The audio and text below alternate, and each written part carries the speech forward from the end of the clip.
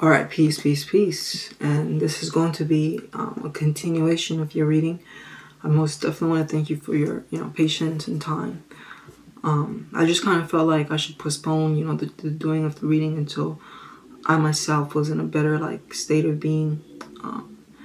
Not that I couldn't have done it, but I just felt like for your sake, and for me to deliver the highest results to you through this reading, I felt like I should kind of wait. So I'm glad that was okay. You feel what I'm saying? Because if it wasn't, then most definitely I could have done the reading for you. But yeah, so previously we discussed your planets. And today we are going to be looking into your houses. We're going to be looking at the first to the sixth house today. And so getting into the first and the sixth house, right? We'll begin with the first house. And as we go along, I'll explain what the houses signify and what they are. So first things first is the house of the first house, right? The first house. And it is the house of one's personality. It's one's personal energies, it's one's personal life. And just in general, like who and what you are as a person. So the ascendant or the first house signifies one's personality. And then the sun signifies the character that the personality strives to operate from. The character can be built, it can be developed. So the character, in a sense, is what we are working on, what we are developing, you feel what I'm saying? But then when it comes to the personality, it's kind of rooted and concrete and to an extent even biological, you feel me? It's just who you were from the beginning of your birth, right? It's the first house, the one energy. It deals with the I am, the core essence of your being. So that's the first house. So first and foremost, your first house is within the sign Capricorn, right? It's ruled by Capricorn. So with the first house being ruled by Capricorn, it's an indication that your first house ruler is Saturn. And Saturn is a planet, right? It deals with business, seriousness. It's cold, emotionalist. It doesn't deal with emotions. It's dry in the sense of cold and dry. It's these are the more generic explanations of the Saturnian energy. But to expand it, Saturn is a planet that deals with structure, system, discipline, and to an extent, not even to an extent, but when we are looking at the government, and when we're looking at the judicial system, and the just all of the systems, the executive, things like that, you feel what I'm saying? All those different systems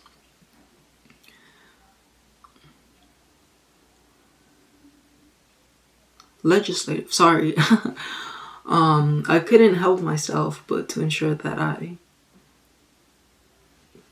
could remember the three branches. But when we're looking at the three branches of government, even, you feel what I'm saying? That's all very Capricornian energy. Capricorn is very serious, very cold. It deals with the facts. And it's not really a play energy. It's not really a playful energy. It's a type of energy that's I'm here and I'm serious. I'm here for business. So yeah, with your ascendant being in Capricorn, this kind of makes you a sort of person who sometimes can be a stick. A stick, we will say, rather than just mellow and chill and laid back. And it's interesting, don't get me wrong, you have your moon in a very laid back, mellow, chill sign. Gemini is a sign. It's very mutable, very changeable, very flexible, very go with the flow. And then you have your sun in Libra, which is another sign that's rather very mutable and flexible and changeable, right? Somewhat passive, the Libra energy. But when it comes to Capricorn, Capricorn is very, very adaptable as well. But their adaptability, all right, so let me give an example. So Capricorn rules the knees, right? And when it comes to the knees are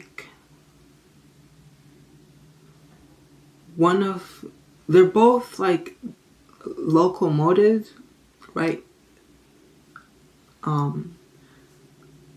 I don't know what to call them, joints, locomotive joints, they assist us in motion, but they also assist us in supporting, right, our body. And I hope that makes sense. So Capricorn, right, both is a locomotive sign, but it also very much deals with like foundation and structure. And so when it comes to the knees,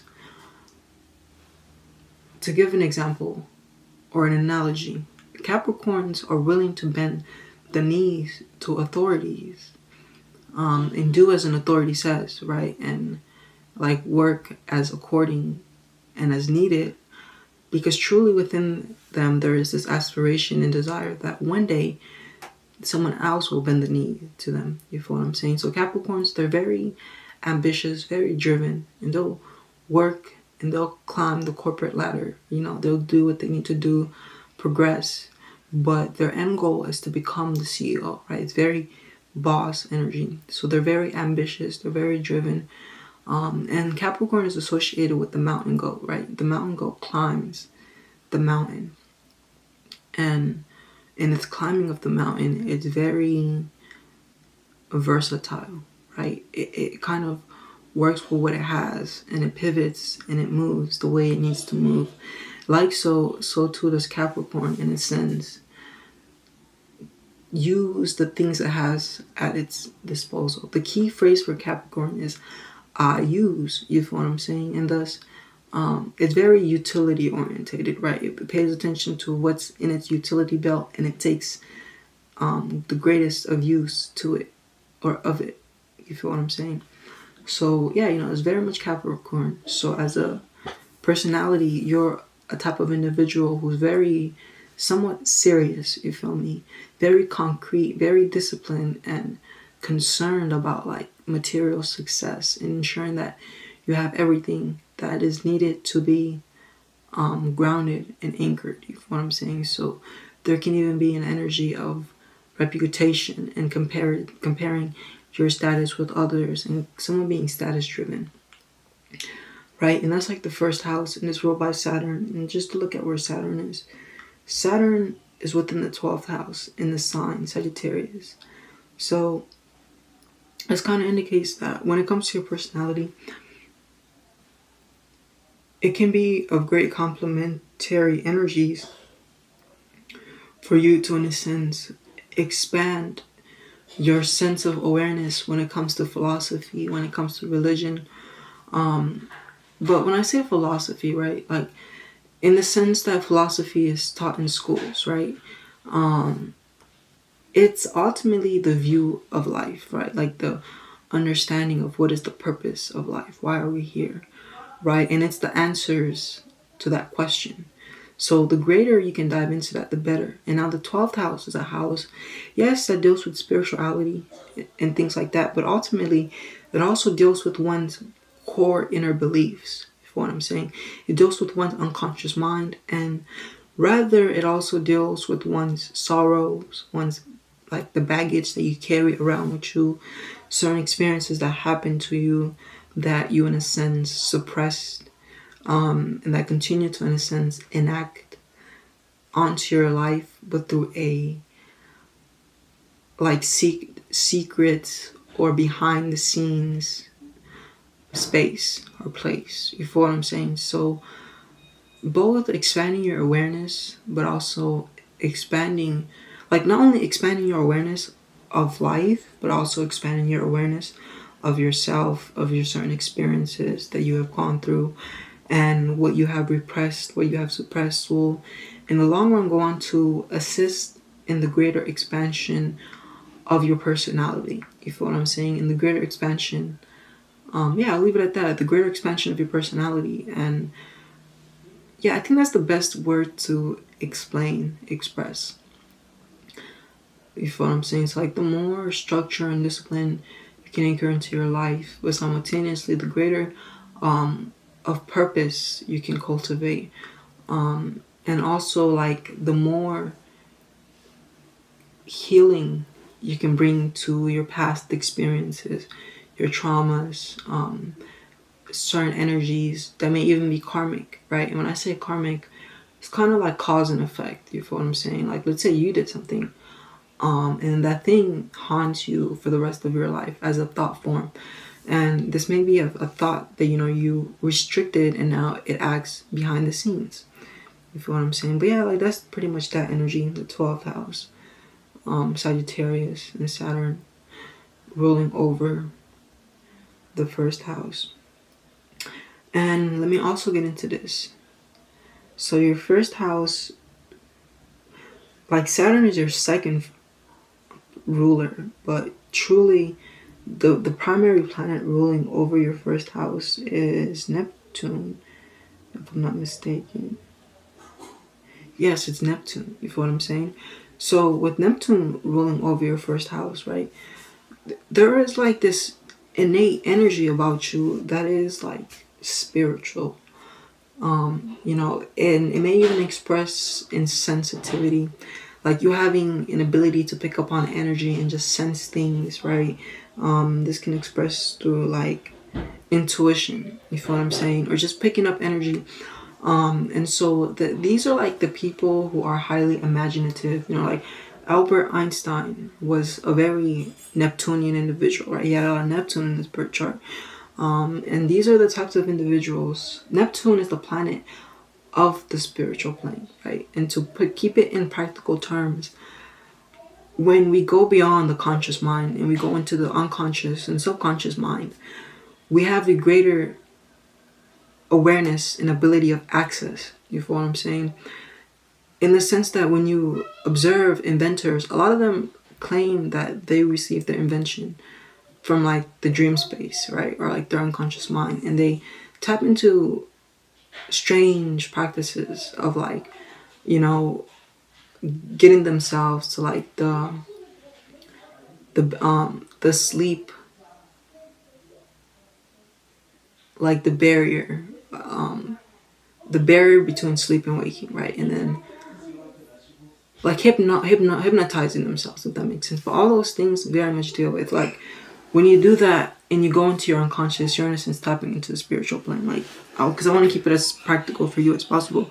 You feel what I'm saying? So these people can be very inventive, right? Very visionary. They're visionary. So you may in and of yourself be a visionary, and people around you may tremendously benefit from your abilities to see things in a unique perspective. You feel what I'm saying?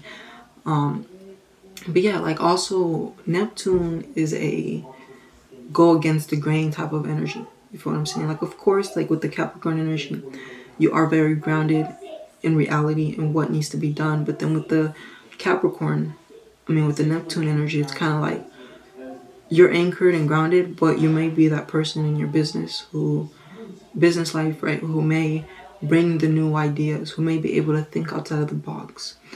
So yeah, Neptune makes for a person who is very like out of this world in a sense, very visionary. And there is a spiritual attuning, but because it's in Capricorn, like those spiritual energies of like being inventive, being a visionary, pulling from your imagination may more so be tailored and channeled towards the world, the physical world. But you can, through effort, channel it towards your own spiritual development, if what I'm saying. But yeah, that's the first house. Now the second house. The second house is the house that deals with wealth. It deals with money. It deals with possessions. And your second house is within the sign Capricorn. And so with your second house being within the sign, I meant to say Aquarius. And with your second house being within the sign Aquarius, what this indicates and what this means is that there is this energy, you feel what I'm saying, with your second house, which is the house that deals with values, valuable possessions, personal possessions in general. It deals with money. It deals with wealth, right? And so first and foremost, because it's the house of value and possessions, with your second house being within the sign Aquarius, right? This can be an indication of like there being one's values being entangled where people are involved, but Capricorn is a sign that manages and deals and works with people but it doesn't really like people. It's kind of like in the business world, right? There's this understanding that people are money. In the sense that wherever there are people, whoever can sell can make money from those people. You feel what I'm saying? And so I guess from that perspective, because I'm trying to keep it very practical and very Saturnian, right? So from that perspective of understanding like the value of people and how to use people, there can be values there. But beyond that, right, like Aquarius is also a sign that deals with knowledge and information. It deals with libraries. It deals with like databases of all kinds, right? So another form of value may be money, well, not money. It may be knowledge and information, and having an appreciation towards acquiring and understanding knowledge and wealth. You feel what I'm saying? And ultimately, when it comes to money, like your ability of being like charismatic and diplomatic even, and like the better, like your abilities of understanding how to work with people and navigate with people are primarily those values that can help you create value. You feel me? So like the better you are of like managing people and ultimately influencing people, like the Aquarian energy is like a marketer. It's a salesman sort of energy. It's in a very innovative energy, if what I'm saying, very inspirational. So those are all things that you may value: being inspirational or being inspired, being innovative, being new. You feel me? Type energies. Now, also, with Saturn being in the sign Sagittarius and ruling over your second house, Sagittarius is a sign ruled by Jupiter, and Jupiter is the planet of expansion and wealth. So with that being that, it kind of is an indication of like you having a natural ability to like acquire wealth, but because like that's the second house ruler, right? The second house is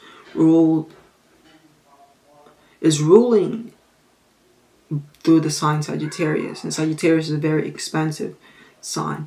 But the thing about Sagittarius, Saturn versus Jupiter, is Saturn's wealth kind of comes from an individual operating with the boundaries of time, an individual understanding system, applying themselves in labor, continuously building and perfecting their craft, systemizing.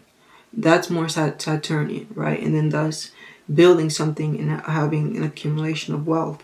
But here it just reveals and signifies that as long as you take those lines of system, of corporate energy, of being practical, disciplined, right, then wealth will continue to come. Now, when it comes to Jupiter, which is the other business planet, because both Jupiter and Saturn are business planets, Jupiter kind of relies upon good patronship, I think it is. When I say patronship, like good homage, you feel me? Like acquiring generosity in business, or what may appear like luck in business. So that's Jupiter. It's kind of like a flow and easy accumulation of wealth. Meanwhile, Saturn is more disciplined, structured, and rigid type of climb towards wealth and success. Excuse me. Now, to look into the third house. Your third house, and so also let me just say this, like the same thing I said about your first house and when I was talking about the unconscious can be applied to like your second house as well. Like tapping into, I don't really think you need to tap into energies that deal with wealth because Sagittarius is there. So yeah, we'll retire that thought. I'll say that we'll retire that thought. Now the third house. So the third house is a house, that deals with like one's inner thoughts, if what I'm saying. It deals with one's immediate thoughts. Like when you close, not even when you close your eyes, but these are the thoughts that are in a sense always actively going on within the head. So this is like the energy and the nature of these thoughts, like how they express. So your third house is within the sign Pisces. So with the third house being within the sign Pisces, that's an indication of, so the Pisces is a sign that belongs to the third emanation, right? Meaning it's very worldly and very worldly influenced. And its energy is very received. Rather than saying received, it's influenced by the world. And it receives a lot of the world's energy. So this can even be an indication that a lot of your thoughts may be thoughts that you receive through contacting the world, right?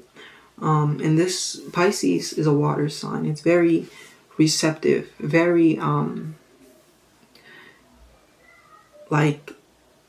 very receptive, very sorry, like that's the only word I have. Like very receptive. So I'm gonna leave it at that. Very receptive, very unfortunately that's the word that I'm gonna stick with. Very, very receptive, right? So with that being said, it would be of benefit for you to kind of fact check your thoughts, or fact check your thoughts and kind of be aware of where you got your thoughts from about certain things, if what I'm saying. And be more mindful as to not keeping your mind as open and receptive to other people's ideas and thoughts, because you are more receptive to those ideas, and they can, in a sense, find place within your mind and incubate. And thus sometimes certain thoughts that may be of other people, that may have originated from other people, may find themselves to you, but from a somewhat unconscious perspective, because it's a different thing to like read a book and then know that you got that thought from there. But it's like, in general, like you're just very receptive to the thoughts of the world, you feel what I'm saying, and thinking in a manner that attunes with the way that the world is thinking, if that makes sense. Sheesh. But then we have Jupiter in Aries. Then your third house ruler is Jupiter, which is within the sign Aries. So with Jupiter being in Aries, it kind of influences, because Aries is the sign of the self, right? And I was just talking about how Pisces is rather selfless and kind of receives a lot of thoughts and a lot of influence from other people. So with you having Jupiter and Aries kind of influencing this energy, what this indicates and what this means is that there's kind of a also modification of energy, where it's like you receive thoughts, right, from the world around you, but then you kind of put a layer of individuality that relies upon like your experiences that you have had. So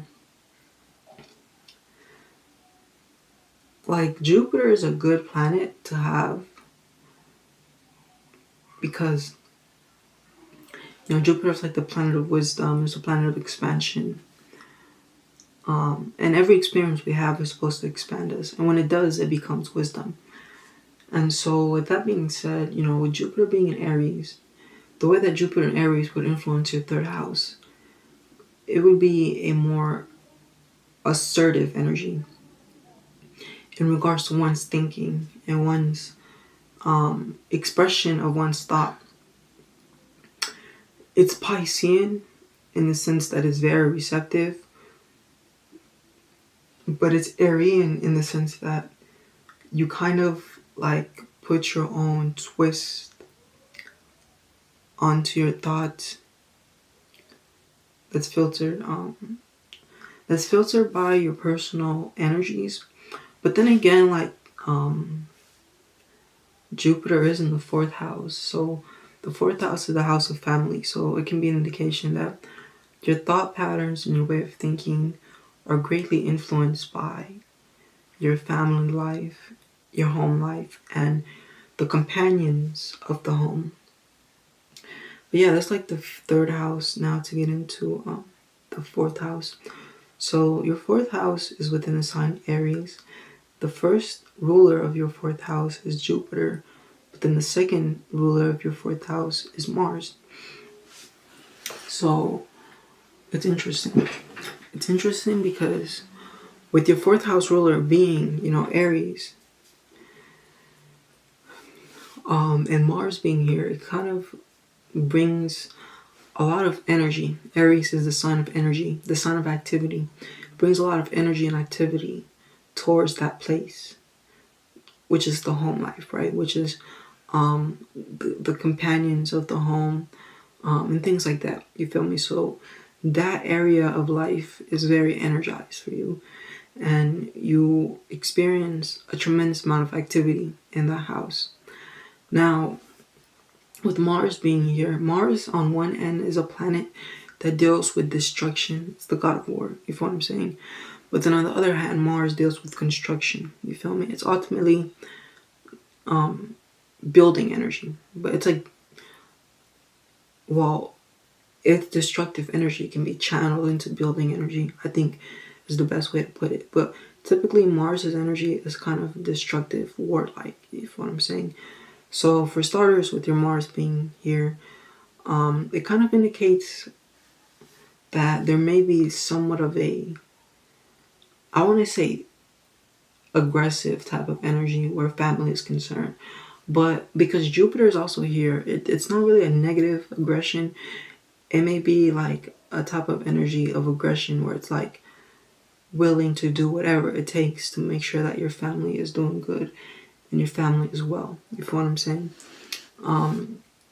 Like Jupiter in the fourth house. Jupiter is a planet of expansion, right? So it indicates that you experience a lot of expansion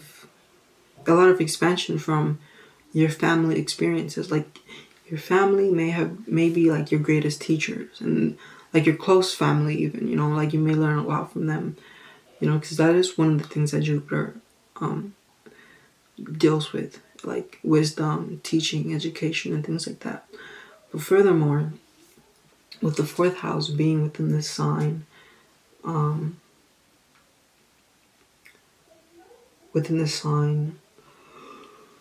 of Aries, it's kind of like motivation may even, like your motivations and your ambitions may even be greatly tied to family. That may be one of the reasons, one of the things that like motivate you to get up every day and do the things you need to do. Yeah, but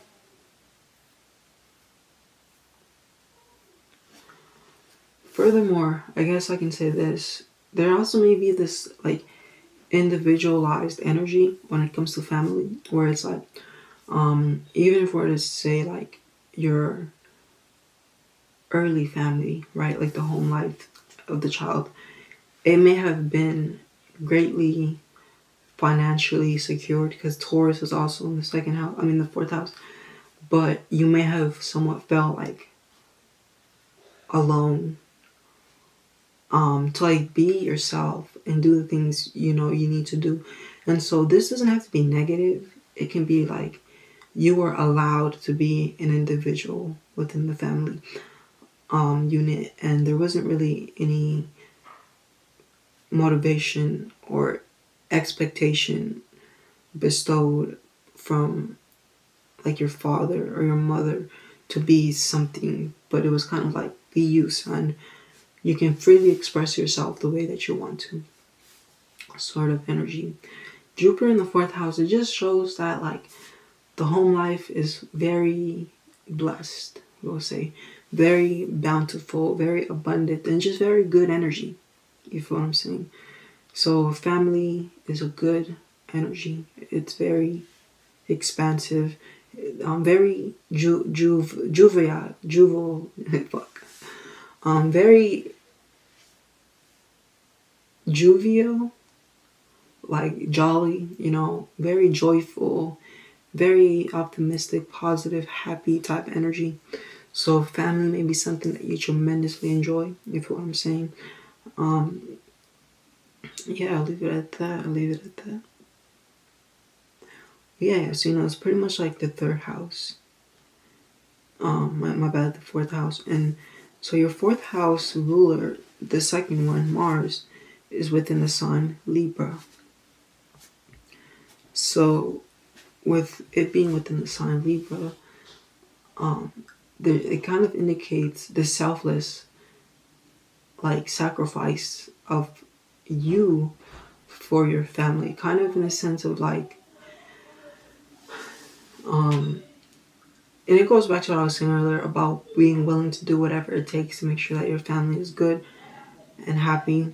There's this selfless sacrifice of like the family, familial energy, and also a continuous desire to want to eliminate discord and generate balance and security and harmony.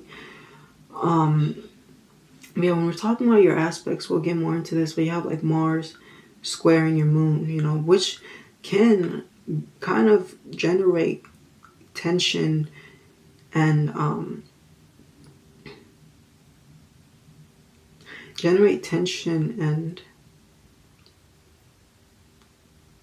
irritate, aggravation when it comes to familial energy, or more so when it comes to your own inner emotions, right? Your own state of feeling and being and things like that. But I'm gonna save that for like the next video, if what I'm saying. Now let's get into your fifth house. So your fifth house is within the sign Capricorn. So the fifth house is a house that deals with one's creative expressions, how one entertains themselves, one's like sex life.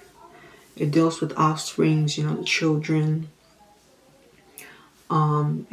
Pretty much those things.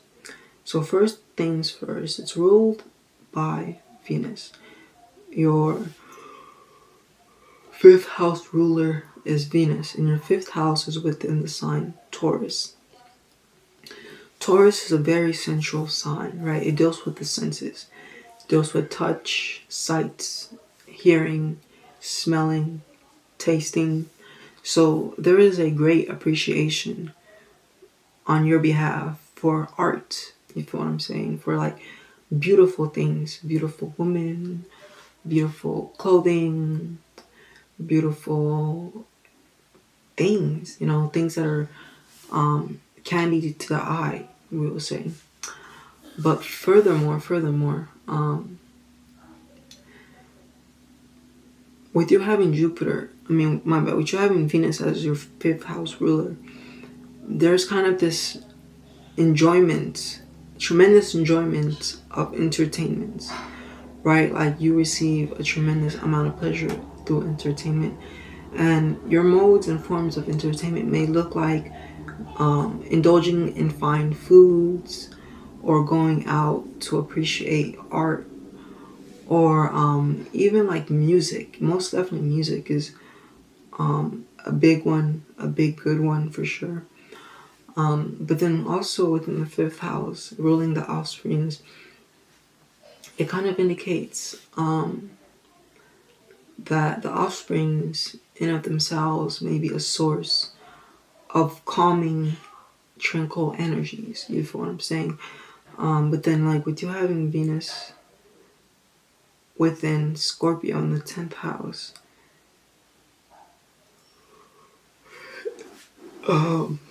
it's like yin and yang, because Scorpio and Taurus are opposite signs.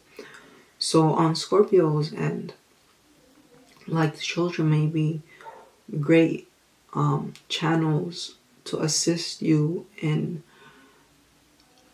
like your healing. Like they may be triggers for your healing and triggering certain things that have been kept deep down within you.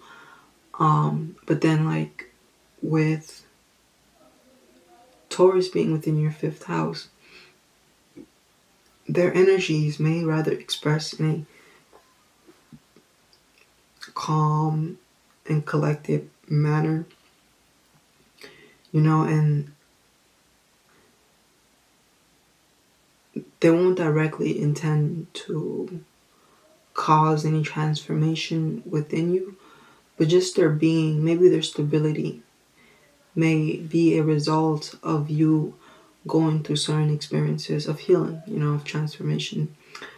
But yeah, within the 5th house in Taurus, like to get in very practical terms, like 5th house in Taurus can be an indication that you have exceptionally, good looking kids, like very beautiful children. Because Taurus is like the sign of aesthetics, of beauty, things like that. It can even be an indication that possibly along the road your children may bring you money and wealth as well, you know.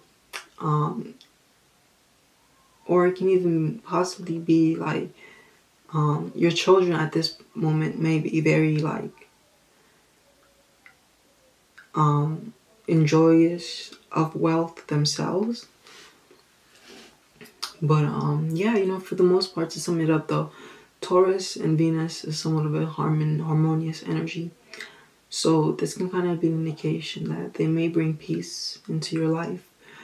But with Venus being in Scorpio, like I do gotta bring up the fact that this peace may be a like rainbow after the storm sort of energy where it may be like in the beginning there may be somewhat chaotic, troublesome energies, right? Yeah, because Scorpios are somewhat of a troublesome sign. So in the beginning there may be somewhat troublesome energies, but then later they may grow and be more anchored, more grounded, more centered. And maybe through the experiences you may have with them that deal with trouble, that may be those things that kind of trigger or transform you, and instigate healing for you. But yeah, that's pretty much like this, the 5th house, which is in Taurus. Yeah, and next is the 6th house. So your 6th house is within the sign Gemini, and so the 6th house is the house that deals with work, it deals with labor. It also deals with health, and it deals with illness. So Gemini is a sign, right, that is very mercurial, right? And because we're talking about health, I'll be talking about the organs.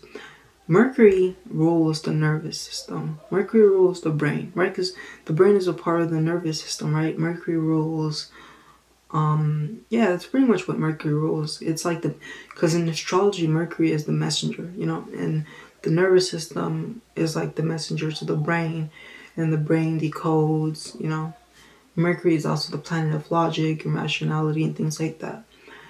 Now, Gemini rules the hands. Gemini rules the lungs. Alongside Mercury, Gemini also rules the brain. Okay. So, first and foremost, with Mercury being within the Gemini, it's of importance to ensure that you have like good, like health, where your hands are concerned. I guess just being cautious where hands are concerned, but also making sure that like you're upkeeping good lung health. You feel me? Making sure that you get good, clean, fresh air at least once a day. Ensuring that you do breath work. Ensuring that you have good amounts of oxygen within your blood, that you have oxygenated your blood. You know, all these things can benefit with this energy here, Gemini. But you know, Gemini, like ruling the brain, like brain health is of great importance. Minimizing stress and cultivating peace within the brain, within the mind, right? I should say, is also of paramount importance. You know, things like that. Now, Gemini is a sign that also deals with worrysomeness. Because I'm a Gemini too, can be prone to overthinking, right? So it's important for you to find outlets and channels to disperse your habit of overthinking, because sometimes we tend to accidentally overthink ourselves into sickness or overthink ourselves into trouble, whatever it may be, you know. So learning to control the monkey brain, the brain that overthinks, can be of great value and benefit for you having the sixth house where health is concerned, you know. Now, where work is concerned, you know, any Geminian occupation could do wonders and benefit you. So, first and foremost, Gemini deals with cells, right? It deals with the expression of speech. It deals with charisma. It deals with just talking and using your logic, and using your brain, right, to make things happen. Gemini is a very consultative type of energy, being a consultant of some sort, you know, having a huge sum of knowledge about something and then being able to be consulted upon it, about that thing. Gemini is also a sign of commerce, right? It's a sign of business. It's the sign of transportation, right? It's a sign of, transportation, locomotive, things like that. This can be transportation of all kinds, transporting goods, transportation in general. It's also a sign that's very much correlated with teaching, you know, educating and things like that. But the Gemini energy is very much inclined towards business, you know, towards the application of using one's mind for business. But yeah, you know, yeah, that's pretty much that. Now, the first ruler of the second house is the moon, right? And so the moon deals with employment rather than employers. So for you, it may be more advantageous to find a good work where you have a very reasonable salary, right? And then stick to it. In the sense that business, like, right, the fantasy is we want to make it as businesses for everyone. And to an extent, everyone can make a business for sure, but it's harder for others than it is for others, you know. For, as I was saying, you know, for some business comes easy, but for others business is difficult. And for you, you can most definitely make a success of yourself in business. You know, the Capricorn energy and the Gemini energy, it's very possible, but it's also a very wonderful asset to have a good paying job or career, you feel me? To be invested in a career with a good salary. Because the moon, you see, it works, or it deals with employment, and it deals with working with the common people. Meanwhile, the sun, right, more so deals with working for oneself and being the center of operation. All right, so the moon,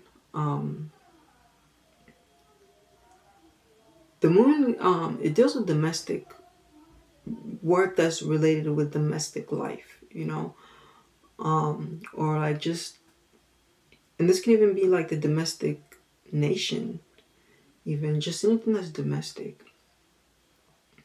The moon also deals with like liquids, you know, like so oil, fossil fuels, things like that. Gas, you know, the different forms of oil. The moon can also deal with like taking care and nurturing others. And the moon deals with like the mind or the brain, you feel what I'm saying? But like the moon deals with something that is mundane, something you do on a continuous basis. You know, because it's mundane and it's a continuous basis. That's why employment and jobs, careers are better than businesses, if that makes sense. But yeah, you know, also health, because the moon dealing with something that deals with a continuous basis. Like it's important for you to integrate some sort of health routine that you keep up with on a continuous basis. But yeah, you know, I would say pretty much that concludes like this session of the reading. Next, I'll be looking at houses 7 through 12, and then after that, I'll be looking at the aspects. You know, so I'll be looking at like the first, this, the seventh. What am I saying? I'll just be looking at the aspects. You feel what I'm saying? But yeah, you know, I hope you enjoyed this reading, and most definitely, I'll talk to you later. Peace.